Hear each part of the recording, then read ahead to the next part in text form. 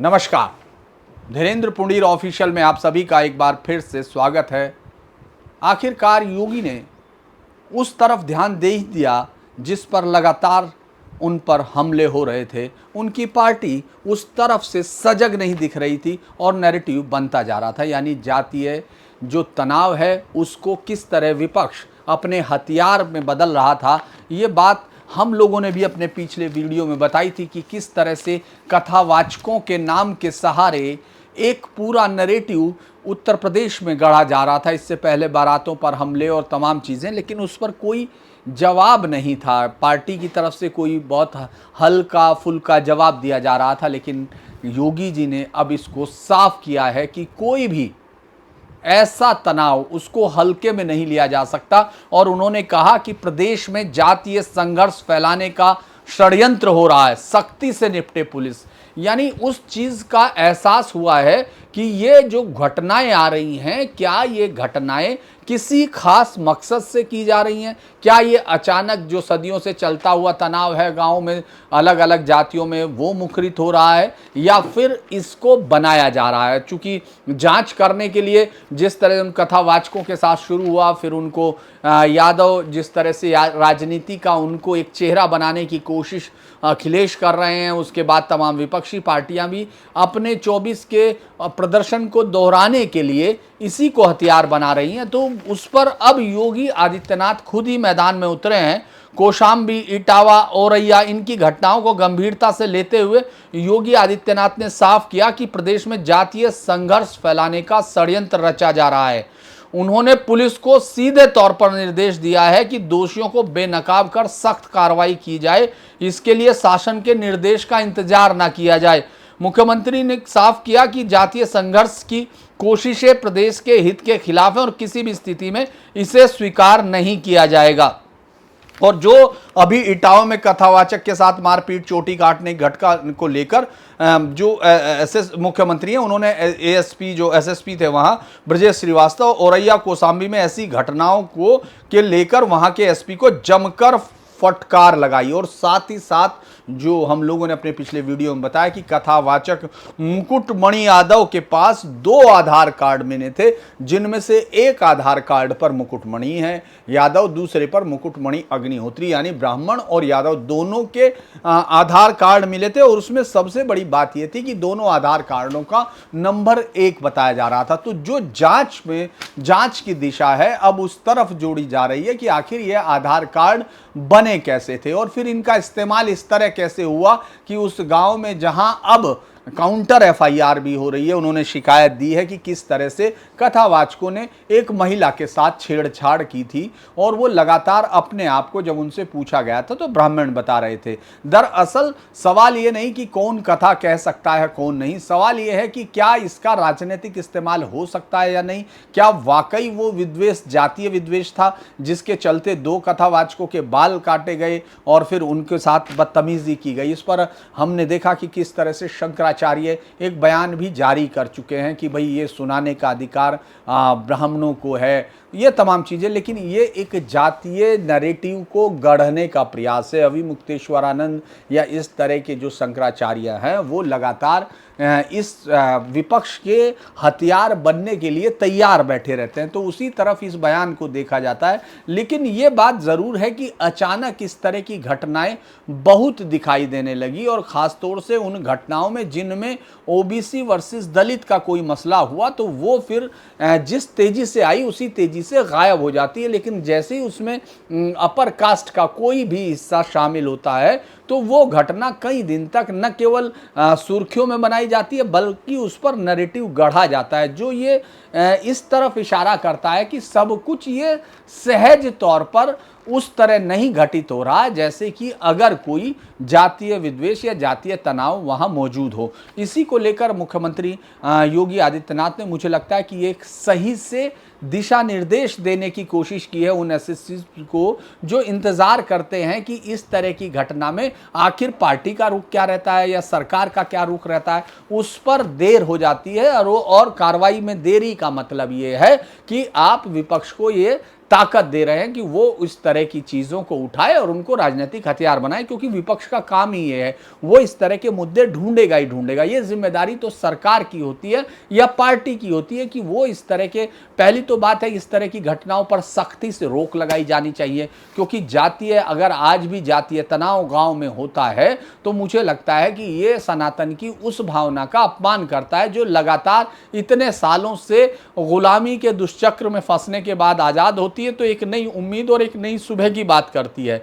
तो वो अगर जातीय आप भी आज भी गाँव में देख रहे हैं तो ये तो बहुत बड़ी बात है, इसको कोई भी माफ़ नहीं किया जा सकता। लेकिन इसके सहारे राजनीति की जा रही हो तो वो भी गौर करने लायक बात है। और 2024 का पूरा चुनाव तो आपको मालूम है कि इसी के इर्द गिर्द घूमता रहा और उत्तर प्रदेश में बीजेपी को इसकी बड़ी जो है क्षति उठानी पड़ी थी, इसमें कोई शक नहीं है। क्योंकि जिस तरह से वो 63 से 33 तक पहुंचे, वो एक उसने पूरे गठबंधन की राह दिल्ली की गद्दी पर रोक दी। यानी सीधे तौर पर अगर बीजेपी बहुमत से आती तो उसको सिर्फ 32 सीटों की ज़रूरत थी और आप उनको उत्तर प्रदेश में देख सकते हैं कि कहाँ कमी पड़ी। तो ये एक इस पर मुझे लग रहा था कि शायद पार्टी से बयान आए, लेकिन योगी आदित्यनाथ ने खुद इतना बड़ा बयान देकर ये इशारा किया है कि अब इस तरह की राजनीति का जवाब दिया जा सकता है। इसके अलावा चूंकि कानून व्यवस्था की बात हो रही थी तो आप देख रहे हैं कि कांवड़ियों का सीजन शुरू होने वाला है और कांवड़ियों को लेकर बहुत लगातार बातें होती हैं कि आखिर उनकी जो वो सड़कों पर जिस तरह से उनकी डीजे की आवाज़ कितनी होती है, उनके भजनों की जो भजन होते हैं वो फिल्मी गानों के आधार पर होते हैं और फिर उसके बाद उनकी जो कावड़ है वो कितनी कितनी 2-2 मंजिल ऊंचाई तक पहुंचती है। उन सब को लेकर भी क्लैरिटी के साथ योगी आदित्यनाथ ने साफ किया, क्योंकि अब देखिए कांवड़ का सीजन शुरू है। दिल्ली, हरियाणा या ये जो उत्तर भारत है इसमें पूरे में सब जगह होता है, लेकिन हरिद्वार जो मेन वो है जहाँ से कांवड़ लेकर लोग चलते हैं, करोड़ों की तादाद ये होने लगी है। ये वहाँ से उत्तर प्रदेश के अलग अलग हिस्सों की तरफ बढ़ते हैं। इसके बाद आप ये उत्तर प्रदेश में घुसने के बाद 2-3 हिस्सों में बढ़े जाते हैं। एक उधर की तरफ बरेली की तरफ चला जाता है, बिजनौर से होता हुआ मुरादाबाद, रामपुर उस तरफ से। दूसरा रास्ता जो मेन रास्ता जो कहा जाता है वो जीटी रोड पर पहले दिल्ली पहुँचता है, दिल्ली से फिर माफ़ कीजिएगा पहले यूपी से पश्चिमी उत्तर प्रदेश से होता हुआ दिल्ली और हरियाणा तक पहुंचते हैं। उसमें बड़ी भारी जो संख्या होती है वो डाक कावड़ की होती है। जो डाक कावड़ होती है जो तेजी के साथ दौड़ते हुए आपने देखा होगा जाती हैं, वो रुकती नहीं है और उन्हीं को लेकर ये तमाम कानून व्यवस्था की बात होती है। उस पर उन्होंने साफ कहा कि ये कोई भी जो सावधानी है वो ज़्यादा बरती जानी चाहिए। उत्तर प्रदेश की सीमा से सटे हुए गाजियाबाद, मेरठ, बरेली, अयोध्या, प्रयागराज, काशी, बाराबंकी में विशेष सतर्कता बरती जाए और साफ निर्देश दिया कि म्यूजिक सिस्टम, ढोल, ताशा, संगीत की जो ध्वनि हो वो निर्धारित मानकों के हिसाब से होनी चाहिए। तेज आवाज़, भड़काऊ नारे और परंपरा से हटकर रूट परिवर्तन ना किया जाए। ये जो नियत की गई है उससे ज़्यादा नहीं हो रही है। शोभा यात्रा के लिए पेड़ ना काटा जाए, झुग्गियों को उजाड़ा ना जाए। और एक बड़ी बात जिसकी तरफ इशारा किया है, ये पिछले कुछ समय से लगातार हो रहा है कि जांच एजेंसी भी इस पर सवाल खड़े कर रही है कि क्या बाहर से इस वक्त किसी बड़ी गड़बड़ी का अंदेशा है। और ख़ास तौर से जैसे ही कांवड़ शुरू होती है तो इस तरह के अलर्ट आते हैं और बाकायदा जांच एजेंसियां जानती हैं कि आतंकी संगठन इनका फ़ायदा उठाने की कोशिश करते हैं, क्योंकि करोड़ों की भीड़ है, उसमें कुछ लोग अगर वेश बदल के घुस जाते हैं और अगर कोई ऐसा हादसा होता है तो आप ये सोच के देखिए कि वो कितनी बड़ा त्रासदी का प्रतीक हो सकता है, त्रासदी बन सकती है। अगर मुख्यमंत्री का कहना ये है कि अगर वेश बदलकर अराजक तत्वों के शामिल होने की आशंका बनी रहती है, इसीलिए सभी जो स्थानीय प्रशासन है कावड़ संघों के साथ संवाद बनाएगा और श्रद्धालुओं की धार्मिक भावनाओं का सम्मान करते हुए शरारती तत्वों को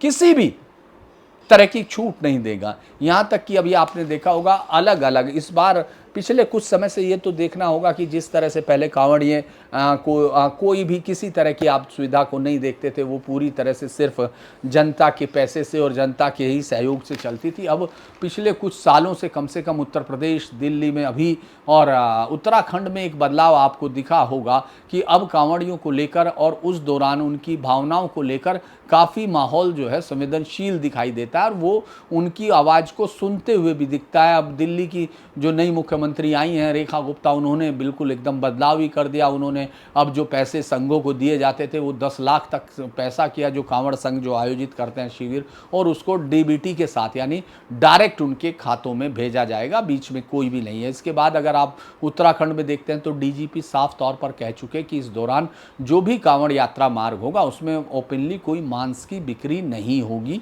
क्योंकि उसको लेकर भी हर कांवड़ में बहुत हल्ला होता है। अगर इसी तरह यूपी में देखें तो योगी आदित्यनाथ हमेशा कांवड़ के मसले पर बहुत गौर रखते हैं। आपने देखा होगा पहली बार जब कांवड़ यात्रियों के ऊपर हेलीकॉप्टर से फूलों की बरसात की गई थी, बारिश की गई थी, और आपने देखा होगा कि ये जो है, जो इस समय इससे पहले डीजीपी थे, वो उस समय उन्होंने कमिश्नर के तौर पर इसकी शुरुआत भी की थी। अलग अलग जगह पर वो दिखाई दिया तो बहुत सारा विरोध भी हुआ, लेकिन योगी आदित्यनाथ अपने रास्ते में विरोध को फिर सुनते नहीं हैं, वो आगे बढ़ते चले जाते हैं। तो मुझे लगता है कि हम लोगों ने जो वीडियो अभी परसों बनाया था, हालांकि पिछले कुछ दिनों से मैं देख रहा हूँ कि हमारे जो व्यूवर्स हैं वो थोड़ा कम हो रहे हैं, वीडियो को कम देखा जा रहा है। इसके पीछे कारण क्या हो सकते हैं वो मुझे नहीं मालूम। मैं कोशिश करता हूँ कि एक अच्छा कंटेंट दिया जा सके जिसमें रेफरेंस हो, जो सिर्फ ज़बानी जमा खर्च के आसपास ना खड़ा हुआ हो। तो उसमें हम लोगों ने ये कहा था कि इसको देखने की ज़रूरत है, और क्या योगी आदित्यनाथ अकेले ही जवाब देंगे, क्योंकि ये नैरेटिव 27 के लिए भी तैयार हो रहा है, और ये नैरेटिव बाकी राज्यों में जो चुनाव है, खासतौर से बिहार जो जातीय आधार पर सबसे ज़्यादा संवेदनशील राज्य है, जहां आज भी सिर्फ फैक्टर जाति ही रहती है, जातियों का समीकरण ही रहता है, वहाँ विकास के मुद्दे, राष्ट्रवाद के मुद्दे पटना से आगे बढ़ते ही धाराशायी होते हुए दिखते हैं। कम से कम चुनाव के जो रिजल्ट हैं वो तो यही बताते हैं, हर आदमी अपने हिसाब से देख सकता है। एक आध बात, दूसरी जो खबर पर हम लोग बात कर रहे थे, ये खबर बड़ी इंटरेस्टिंग है कि एक अदालत ने कहा महाराष्ट्र चुनाव नतीजों में गड़बड़ी का दावा हास्यास्पद है, हताशा में किया गया है। ये हाईकोर्ट ने कहा है। शाम 6 बजे मतदान खत्म होने के बाद पड़े वोटों की वैधता को चुनौती दी थी और याचिका खारिज कर दी। याचिका जो खारिज करते हुए हाई कोर्ट ने बहुत सारी बातें की, उन पर भी बात करूंगा, लेकिन ये जुड़ता है कि कांग्रेस की ये रणनीति क्या है। उसकी रणनीति हर जगह हारती हुई दिखती है। ये अदालत का फैसला आया। इससे पहले आपने देखा चुनाव आयोग, हम लोगों ने विस्तार के साथ बताया था कि चुनाव आयोग ने राहुल गांधी को 12 जून को एक मेल भेजा, एक खत भेजा, और उनसे कहा कि वो आकर महाराष्ट्र के चुनाव पर आकर जो उनकी आपत्तियां उनको बताए। हालांकि वो 24 दिसंबर को एक विस्तृत जवाब राहुल गांधी का और उनके पार्टी के नेताओं का जो संदेह था उसको दूर करने के लिए दे चुके हैं, और वो साइट पर पड़ा है। लेकिन राहुल गांधी इस तैयारी में है, मुझे लगता है उनके जो सलाहकार हैं वो उनको इस तैयारी में रखते हैं कि वो जो सवाल उठा रहे हैं वो सवाल भले ही इस समय सारी संस्थाएं जो है घुटनों के बल टिक चुकी हों, लेकिन राहुल गांधी अपने आप को एक ऐसे योद्धा के तौर पर दिखाने में लगे हुए हैं जो प्रधानमंत्री नरेंद्र मोदी के आतंक के सामने झुक नहीं रहा है। और लिहाजा वो कह रहे हैं हम सड़क से लड़ रहे हैं, हम फिर मीडिया में लड़ रहे हैं, हम फिर अदालतों में लड़ रहे हैं, हम कोर्टों में लड़ रहे हैं, हर तरफ वो लड़ रहे हैं। और उनको हर तरफ अगर आप गौर करते हैं तो हर तरफ मुंह की खानी पड़ रही है। ये तो सिर्फ एक खबर है जिसमें हम लोग पहले यहीं से शुरू करते हैं, और आज हम लोग ये भी बताएंगे कि राहुल गांधी ने जब से 2014 से ये सरकार बनी है तब से एक आरोपों का लगातार लंबा सिलसिला है, लेकिन उनमें से शायद ही कोई आरोप को वो अपने प्रमाणित कर पाए हों या उसको सही से जनता के सामने ला पाए हों, क्योंकि हर बार उनके उसमें या तो कोई फैक्चुअल मिस्टेक होती है या उसको रखा ही नहीं जाता या फिर वो कहानी गढ़ी जाती है। वो हम लोग लगातार देख रहे हैं। ये सबसे बड़ी बात ये है क्योंकि अभी राहुल गांधी ने फिर से कह दिया कि पहले सीसीटीवी फुटेज दे, यानी उन्होंने शर्त रख दी चुनाव आयोग से बात करने के लिए भी, जो उनसे बात करना चाहता है, उनके आरोप पर बात करना चाहता है, लेकिन उन्होंने उसी चुनाव आयोग को कह दिया कि पहले वो हमको सीसीटीवी फुटेज दें उस समय का और पूरी मतदाता सूची का ओपन करें, तभी मैं बात करने के लिए जाऊंगा। यानी ना तो कांग्रेस पार्टी ने वहां उनकी किसी मीटिंग में हिस्सा लिया चुनाव आयोग की अभी, और ना ही वहां उनके जो लीडर ऑफ अपोजिशन है वो किसी भी तरह बातचीत के आमंत्रण को भी स्वीकार नहीं करना चाहते। ये बताता है कि लगातार वो सिर्फ राजनीतिक फायदे के लिए इस तरह के आरोप लगाना चाहते हैं जिनका कोई आधार नहीं होता, बस एक शक और संशय उमड़ जाए जिससे उनकी वोटों की खेती बन सके या फसल तैयार हो। अब जो ये जो चुनाव आयोग ने आपत्ति जताई है, चुनाव आयोग ने आपत्ति जताई थी कि एक मतदाता मांग कर रहा सभी 288 सीटों का चुनाव रद्द कर दो, ये कैसे संभव है, जबकि याचिका में कोई विजयी जो उम्मीदवार था वो पक्षकार नहीं है। आखिर ये चुनाव में मुद्दा क्यों उठा, जबकि हर चुनाव में 6 बजे के बाद मतदान होता है। तो इसको लेकर बॉम्बे हाई कोर्ट ने, जो वंचित बहुजन विकास अघाड़ी का एक नेता था, उसकी ये याचिका खारिज की। अदालत ने कहा यह हताशा में किया गया हास्यास्पद दावा है, इससे ज़्यादा इसको कुछ भी नहीं कह सकते। जस्टिस GS कुलकर्णी और जस्टिस आरिफ डॉक्टर की पीठ ने बल्कि सवाल उठाया कि 2024 के लोकसभा चुनाव सहित पिछले आम चुनाव में समान मतदान पैटर्न को कभी चुनौती क्यों नहीं दी गई, जब तक साक्ष्य ये नहीं दिखाते कि किसी शाम 6 बजे के बाद के परिणाम से किसी भी उम्मीदवार की जीत में मदद हुई है, तब तक याचिका पूर्ण नहीं है। पीठ ने याचिका खारिज करते हुए कहा कि इस सुनवाई पर पूरा दिन बर्बाद हो गया, याचियों पर जुर्माना लगाया जाना चाहिए, लेकिन हम ऐसा नहीं कर रहे हैं, क्योंकि याचिका कह रही थी कि जो शाम 6 बजे के मतदान के बाद 76 लाख वोट पड़े, उनकी वैधता को उसने चुनौती दी थी। कहा था कि शाम में 6 बजे के बाद इतनी बड़ी संख्या में वोट पड़े हैं जो गड़बड़ी का संकेत है, और ये तमाम चीज़ें वो हैं जिनके आरोप राहुल गांधी लगा रहे थे, और इन्हीं आरोपों का जवाब साफ तौर पर चुनाव आयोग ने दिया था।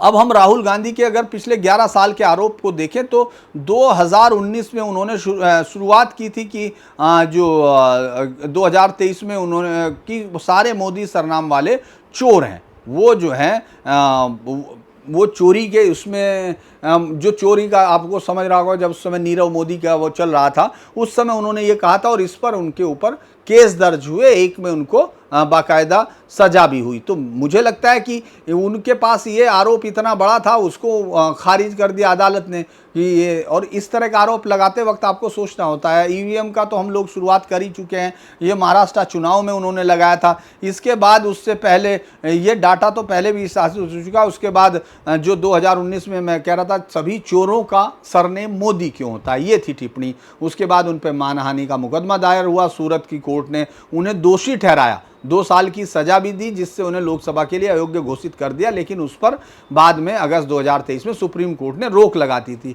उसके बाद आपने देखा होगा 2019 के चुनाव का सबसे बड़ा मुद्दा बनाने के लिए राहुल गांधी राफेल डील में भ्रष्टाचार के आरोपों पर तमाम जगह, उस समय के चुनाव का अगर आपको गौर होगा तो आपने देखा होगा 18-19 में राफेल लड़ाकू विमान के सौदों पर बड़े पैमाने पर भ्रष्टाचार और प्रक्रियात्मक अनियमितताओं का आरोप लगाया था, जिसमें उन्होंने कहा था चौकीदार चोर है। ये नारा उसी वक्त उन्होंने सृजित किया था, लेकिन आपको मालूम है कि उस वक्त बीजेपी को 303 सीटें आई थी। उस सुप्रीम कोर्ट का फैसला इस पर आया था, इन आरोपों पर, कि इस मामले में किसी भी तरह की अनियमितता नहीं हुई और सौदे को क्लीन चिट दे दी थी। ये भी याचिका गिर गई थी मैदान में, और उसके बाद CAG रिपोर्ट आई थी कि कोई सौदे में कोई भी अनियमितता नहीं थी। हालांकि कांग्रेस ने फिर कहा कि ये रिपोर्ट गलत है। बेरोजगारी और अर्थव्यवस्था से जुड़े जो आरोप हैं, अक्सर वो जिन डाटा के साथ देते हैं, वो डाटा हमेशा कहीं ना कहीं कोई स्पेसिफिक लाइन के साथ उठाए जाते हैं और कंप्लीट नहीं होते, कई बार वो फैक्चुअली करेक्ट होते हैं। और रोजगार सृजन के में विफलता, देश में बढ़ती हुई बेरोजगारी, अर्थव्यवस्था की धीमी गति और नोटबंदी जैसे फैसलों पर नकारात्मक हुआ। इन पर सरकार ने हमेशा आर्थिक आंकड़े दिए, योजनाओं का हवाला देकर जवाब दिया, और जो इनके आरोपों को खारिज करते रहे। चूंकि ये सब आरोप आखिर लगाए किस लिए जाते हैं, बेसिकली इन सब आरोपों का मतलब होता है कि आम जनता को ये बताया जा सके कि उसके साथ जो उसने ये सरकार चुनी है, ये कोई बहुत बेहतर सरकार नहीं है। और ये फैसला चूंकि आम आदमी को करना होता है, उन वोटों के सहारे आम आदमी अपनी प्रतिक्रिया जाहिर करता है, जो किसी भी पार्टी को देता है। तो ये पार्टी तो लगातार सत्ता में है, तीसरी बार ये जीत के आई है। इस पर जो है फिर इसका एक उन्होंने आरक्षण का आरोप लगाया था कि भाई कांग्रेस ने जो आरोप लगा, कांग्रेस ने कि ये सरकार SC/ST की रिजर्वेशन में खामी कर रही है, उनको सही से नहीं दे रही है। तो आपको मालूम होगा कि इस पर बहुजन समाज पार्टी की अध्यक्ष मायावती ने राहुल गांधी पे उनकी आरक्षण नीतियों के बारे में भ्रामक बयान दिया था। उन्होंने कहा था कि कांग्रेस ने केंद्र में अपने 10 साल के शासन के दौरान SC/ST आरक्षण पदोन्नति बिल पारित नहीं देने दिया। और सत्ता न रहने पर वो इन्हीं मुद्दों को उठा रहे हैं। तो ये एक दो मुद्दा नहीं है, सेना के अपमान का मामला है जो अभी तक विचाराधीन है, उस पर चल रहा है। मैच फिक्सिंग, वो जो चुनाव के उसको लेकर कहते हैं, अडानी अंबानी को लेकर वो बहुत कह चुके हैं, यहाँ तक कि पुलवामा के मसले को वो जोड़ते हैं। मुझे लगता है कि जिस तरह का उनका ये रुख रहता है पुलवामा के मसले पर, जिस तरह उन्होंने सरकार को घेरने की कोशिश की थी, वो भी बहुत ही मुझे लगता है कि बाद में कहीं टिक नहीं पाया था। उस नारे को भी हमने देखा कि वो कहीं टिका नहीं। तो ये जो कांग्रेस की रणनीति है, अभी हम लोग हाल फिलहाल की बात करें तो कांग्रेस ने इसको अलग अलग तरीके से दिया, उस पर चुनाव आयोग बुला रहा है जिसमें नहीं जा रहे। एक दूसरा आरोप 21 जून को पूर्व जो सोनिया गांधी है उन्होंने लगाया, उन्होंने उसमें लेटर में लिखा, उसमें जो एक हिंदू में लेख लिखा, उसमें उन्होंने साफ कहा कि किस तरह से भारत जो है इजराइल के ईरान पर हमले पर चुप है, गाजा पर उसकी चुप्पी है और ये एक विचलन है। मैं उनको आपको बता चुका अपने वीडियो में साफ तौर पर कि कैसे वो उसमें सही नहीं ठहरती हैं। लेकिन जो मीडिया में जिस तरह का नैरेटिव क्रिएट करने की कोशिश की, उसी मीडिया में आज बड़े जोरों शोरों के साथ ये खबरें छपी कि ईरान ने भारत को अपने सहयोग के लिए, मतलब जो उसको ईरान को सहयोग भारत ने दिया है उसके लिए उसने बड़ी जोरों शोरों से धन्यवाद दिया है। ये पहला मौका होगा जब दुनिया के किसी देश ने किसी युद्ध के बाद भारत सरकार को इस तरह से अपने जो सहयोग है उसके लिए धन्यवाद दिया हो। तो ये जो कोशिश कर रही थी श्रीमती सोनिया गांधी, जिस तरह का वो लोगों के अंदर अविश्वास पैदा करना चाह रही थी, और चूंकि मैंने आपको बताया कि लोग रेफरेंस से बहुत उनको दिक्कत होती है और लोग क्या करते हैं, लोग एआई पर जाते हैं, ग्रोक पर चले जाते हैं, वो इस तरह के नेटवर्क से जब चीज़ें देखते हैं तो वो सच के करीब तक नहीं पहुंच पाते, क्योंकि ये सब जो बनाए गए हैं, ये मैं आपको बार बार बता चुका कि ये तमाम चीज़ें जो हैं एक बैलेंसिंग के एक्ट के लिए तैयार की गई हैं। ईरानी दूतावास ने भारत की जनता, राजनीतिक दलों और मीडिया आदि को धन्यवाद दिया। उन्होंने कहा, दूतावास ने भारत कहा कि ये पहला भी मौका है कि जब इस तरह से किसी ने तनाव खत्म होने जाने पर खुल के धन्यवाद दिया हो। तो ये बताता है, बयान जारी जो किया गया था, यहूदी सत्ता और अमेरिका पर विजय के अवसर पर इस्लामिक रिपब्लिक ऑफ ईरान का दूतावास भारत के सभी महान वह आज़ादी समर्थक जनता के साथ प्रबुद्ध नागरिकों, राजनीतिक दलों, सांसदों, विश्वविद्यालयों के अध्यापकों, गैर सरकारी संगठनों, धार्मिक आध्यात्मिक नेताओं, मीडिया, सामाजिक कार्यों को तहे दिल से धन्यवाद देता है। ये लोग महान देश ईरान के साथ मजबूती के साथ खड़े रहे। तो ये आप सोचिए कि वो भी धन्यवाद दे रहा है जिसके लिए लिखा जा रहा है। इजराइल पहले से ही भारत के सहयोग को अतुल्य मानता है। अब ऐसे में वो जो उनकी शुरू होनी थी जिस तरह की रणनीति, वो भी मुझे लगता है कि पिट गई है। वो बार बार अपनी रणनीति को सुधारने की कोशिश करते हैं, लेकिन बार बार वो मुझे लगता है कि अपने ही चीज़ों को सही से उठा नहीं पा रहे हैं या गलत तरीके के साथ। एक चूँकि मुझे लगता है कि हम लोग दो ही खबरों के इर्द गिर्द रहने की कोशिश करें पिछले कुछ समय से, जिस तरह से जो चेंज आ रहा है, जिस तरह से हम लोग कोशिश कर रहे हैं डाटा के बावजूद, लेकिन वीडियो को उस तरह से रीच या नहीं मिल पा रही है, उसमें मैं कई सारी खबरें नहीं देना चाहता, उसको छोटे वीडियो के तौर पर हम लोग बना रहे हैं। ये देख रहे हैं कि ये ट्रेंड क्यों आ रहा है, इस पर देखेंगे। एक और बड़ी मदरसे जहां भी खुले हैं, मदरसों को लेकर, सारे मदरसों की बात नहीं कर रहा हूं मैं, बहुत सारे मदरसों की बात कर रहा हूं। 20 मदरसों में मिड डे मील के नाम पर संविदा कर्मी की पत्नी, भाई, दादा और भाई की पत्नी के खातों में 3 करोड़ 19 लाख रुपए का घपला। ये आप सोच रहे होंगे कि मैं उत्तर प्रदेश की बात कर रहा हूँ, नहीं, ये डीग जिले के पहाड़ी में 2 साल से गड़बड़ झाला चल रहा है। और जब मामला खुल गया तो डीई ऑफिस से फाइल ही चोरी हो गई। यानी आधे मदरसे तो ये उसमें ही नहीं थे, अस्तित्व में ही नहीं थे, और आधों में मिड डे मील योजना भी नहीं थी, फिर भी ये लागू कर दिया गया। ये 3 करोड़ 19 लाख रुपए का भुगतान हुआ जो मौके पर है ही नहीं, या फर्जी नामांकन है, बच्चे है ही नहीं। इस पूरी जो इसका जब खुलासा हुआ भरतपुर स्थित शिक्षा विभाग के कार्यालय से, तो वो फाइल ही चोरी हो गई। अब जो ऑफिस में कार्यरत थे, क्रांतिकारी शर्मा, नाम बहुत शानदार है, क्रांतिकारी शर्मा है, और विशाल पाठक के परिजन मित्रों के 22 खाते हैं जिनमें 2 साल तक लगातार मिड डे मील का पैसा जाता रहा, जिनका मदरसों से कोई लेना देना नहीं। इन 3 करोड़ 19 लाख रुपए में जो है तमाम सप्लाई का है, अलग अलग कितने पैसे हैं, और हेल्पर को पेमेंट करने के लिए 2 करोड़ रुपए का गमन हुआ। हालांकि ये घोटाला 2023-24 और 24-25 का ही है, इससे पहले का तो डेटा उपलब्ध हुआ ही नहीं है। तो ये घोटाला सिर्फ एक जगह का है, इसमें आप कहां तक ले जा सकते हैं। जब इनको रिपोर्टर्स ने जाके वेरीफाई करने की कोशिश की तो 5 मदरसे तो मिले ही नहीं। जो खेड़ली, अलुमुद्दीन, भोरी, कढोल, थालचाना, संगम, खरवड़, मुंगसा गांव में मदरसे थे ही नहीं, और किसी भी विभाग में इस नाम से रजिस्ट्रेशन ही नहीं था। मदरसा है जिन गांवों में, लेकिन स्वीकृति नहीं। उनमें बनबाड़ी, राशिदुल कुरान, गोपालगढ़, शिफा एजुकेशन पहाड़ी, मदरसा घिसेड़ा, मेवात मॉडर्न केतरा, ये मदरसे हैं, लेकिन उनके पास MDM योजना में संचालन के लिए कोई स्वीकृति नहीं, यानी उनको मिड डे मील का कोई भी पैसा पेमेंट किया ही नहीं जा सकता। रिकॉर्ड में उनको हर बार मिल रहा है, स्वीकृति है, लेकिन फर्जी खाते में भुगतान हुआ। ऐसे कई सारे हैं जिनमें सभी दस्तावेज मौजूद हैं, लेकिन इनका जो है पैसा इनको नहीं दिया गया, वो फर्जी हो गया। और जो मदरसा संचालक पैसे मांगते रहे तो उनको मिला नहीं, बजट नहीं आया, और फिर भी इनके गाते। और कुछ ऐसे हैं जिनका कोई स्वीकृति नहीं आई, फिर भी मदरसों की व्यवस्था को लेकर लगातार तब तरफ इस तरह की आवाज़ें उठती हैं कि उन पर एक बड़ी जांच होनी चाहिए। तो ये तो एक और घटना थी। मुझे लगता है कि हम लोग इस वीडियो को अब यहीं करते हैं। इसके बाद आपसे अनुरोध है कि रीच बढ़ाने में आपको सहयोग देना चाहिए, क्योंकि हम जिस तरह से चल रहे थे उसमें भी थोड़ा नीचे की तरफ जो ट्रेंड दिखाई दिया है उसको लेकर एक चिंता ज़रूर होती है, क्योंकि हम लोग चाहते हैं कि जिन लोगों के साथ हमारी बातचीत हो ये निरंतर बनी रहे। अगर किसी कंटेंट में कोई कमी किसी को दिखाई देती है तो वो अपना सहयोग दे सकता है। मैं मेल एड्रेस आपको दे चुका हूं, और मैं हर एक आपके सवाल का जवाब भी देता हूं। आज के लिए इतना ही, नमस्कार।